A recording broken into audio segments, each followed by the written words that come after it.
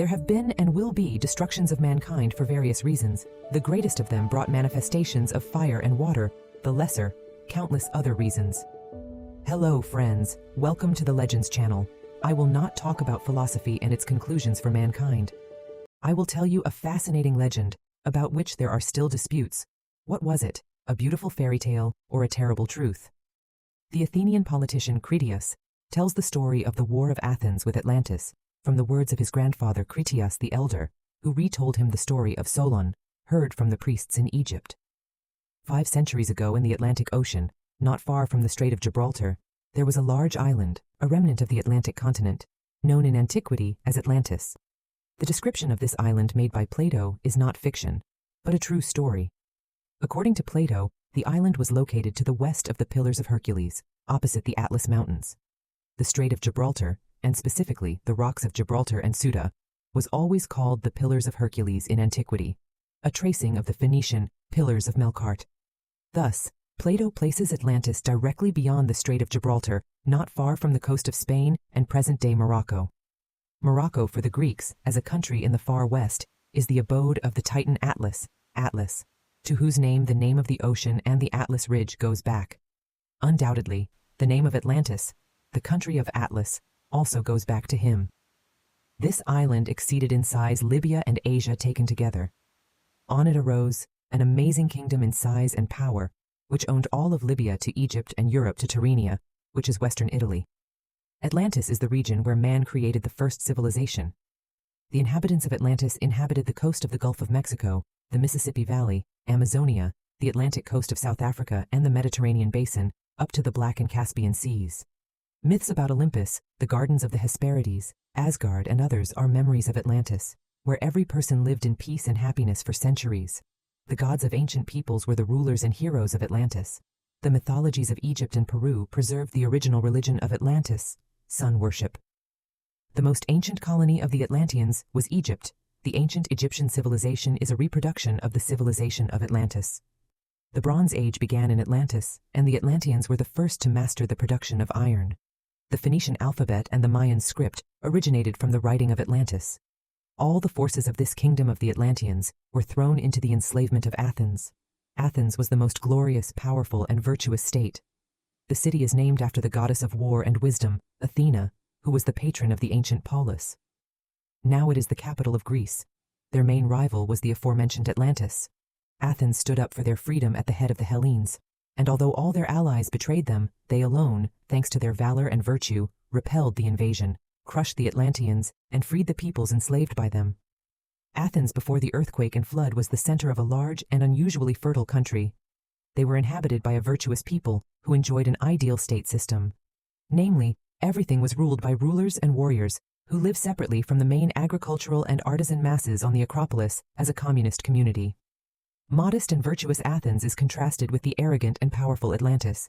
The founder of the Atlanteans was the god Poseidon, who had intercourse with the mortal girl, Cleito, who bore him 10 divine sons, headed by the eldest, Atlas, between whom he divided the island and who became the founders of his clans. The 9 sons of Poseidon received parts of the island as an inheritance and became archons, while the eldest, Atlas, was the king of the entire island, as were his descendants. He also gave the name to the entire ocean.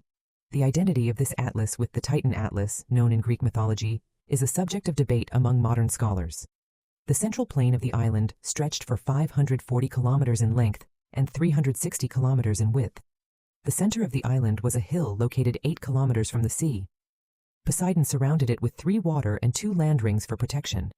The Atlanteans threw bridges across these rings and dug canals so that ships could sail along them to the city itself, or more precisely, to the central island, which was less than a kilometer in diameter.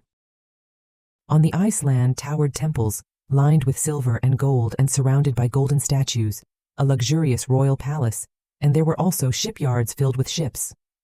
The island on which the palace stood, as well as the earthen rings and the bridge, a plethora wide, this translates as 30 meters, were surrounded by circular stone walls and towers, and gates were placed everywhere on the bridges at the passages to the sea. They mined white, black, and red stone in the depths of the central island and in the depths of the outer and inner earthen rings, and in the quarries where depressions remained on both sides, covered from above with the same stone, they arranged parking for ships. If some of their buildings they made simple, in others they skillfully combined stones of different colors for fun, giving them a natural beauty. Also, the walls around the outer earthen ring they covered with copper all around, applying the metal in a molten state, the wall of the inner rampart they covered with cast tin, and the wall of the Acropolis itself, with orichalcum, which emitted a fiery sparkle. Here were islands of unprecedented wealth and fertility, a rich natural world. Even elephants lived there. As long as the Atlanteans preserved their divine nature, they disdained wealth, placing virtue above it. But when the divine nature degenerated, mixing with the human, they sank into luxury, greed, and pride. Outraged by this spectacle, Zeus planned to destroy the Atlanteans and called a council of the gods. At this point, the surviving text breaks off. Further, according to the legend, Zeus sends punishment to the Atlanteans. The catastrophic volcanic eruption in one day and disastrous night led to the destruction of the island, the formation of a huge tsunami that hit the northern coast of Crete, the largest part of the island metropolis, and other islands in this part of the Mediterranean Sea, and was accompanied by earthquakes. Volcanic ash covered the fields on the islands and the coast of the mainland within a radius of hundreds of kilometers, which, with a layer thickness of more than 10 centimeters, makes them unsuitable for cultivation for a year or more, thereby causing famine. Given the local windrows, the bulk of the ash should have fallen in an east-southeast direction, not affecting Greece and Egypt. After the island was flooded, the tops of these mountains, now known as the Bermuda Islands, remained sticking out above the surface of the water. According to Plato, the world was first ruled by kings, then by aristocrats, then by the people, and finally by the mob. As early as the 5th century, the Neoplatonist Proclus noted that the story of Atlantis was a figurative representation of the history of the cosmos, since myths show events through symbols. The priest went on to explain, when the gods cleanse the earth with a flood of water, the only ones left alive are the shepherds who live in the mountains. If the only people who survive the cataclysms are mountain dwellers who have no knowledge of their distant past, it is easy to see how the entire history of civilization is lost over time. The priest believed that Egypt survived these cataclysms while others did not because Egypt hardly ever got any rain at all. Instead, there were annual floods from the Nile, which rose enough to feed the crops but not destroy their world. Some places were too wet, some too dry. Some Atlanteans managed to escape, spreading news of the global flood between the peoples of the Old and New Worlds. In the book Forgotten Times Awaken in 1935, in the chapter Atlantis, its last king Orarun broadcasts from the other world the story of the destruction of Atlantis, connected with the fact that the Atlanteans became proud of their knowledge and skills and allowed other peoples to worship them as gods. A prediction is shown that Atlantis was given 49 years. This is a sacred number for the Atlanteans. 7 times 7 was given for repentance, and how the country, on the contrary, increasingly fell into chaos, ending with its immersion in the waters of the ocean and the death of all the Atlanteans. The story ends with a warning that the Atlanteans were destroyed for lesser crimes than those of which modern people are guilty. In the book The Ancient Secret of the Flower of Life by the metaphysician and esotericist Drunvalo Melchizedek, the story of the settlement of an island located on the territory of the modern Bermuda Triangle by a race of people, as well as Martians and Jews who came from our future.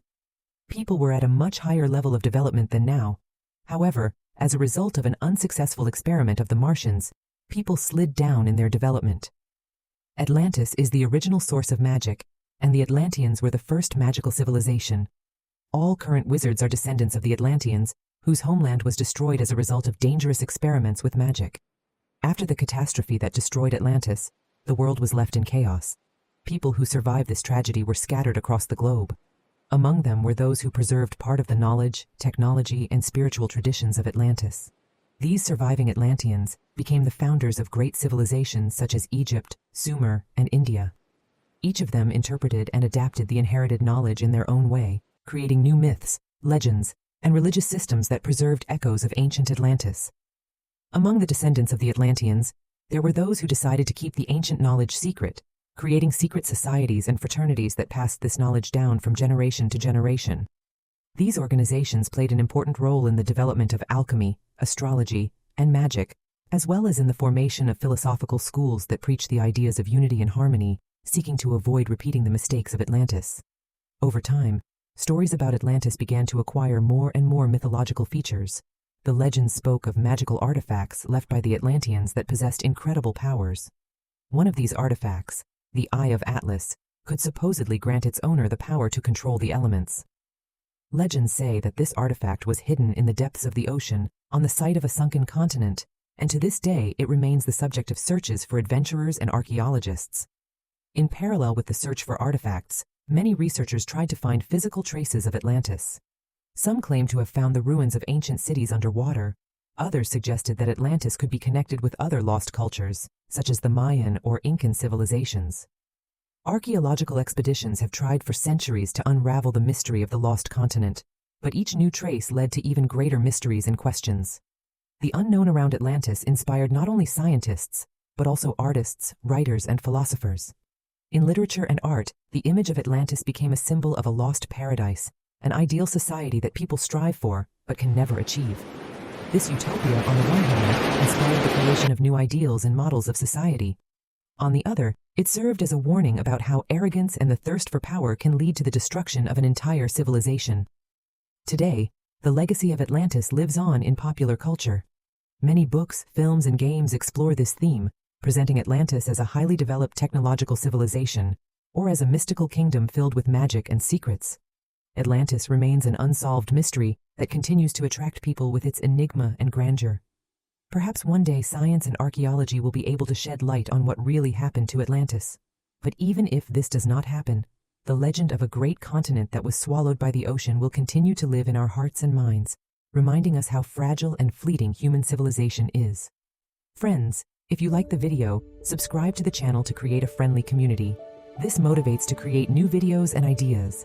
I really need your support. Leave feedback. Thank you all.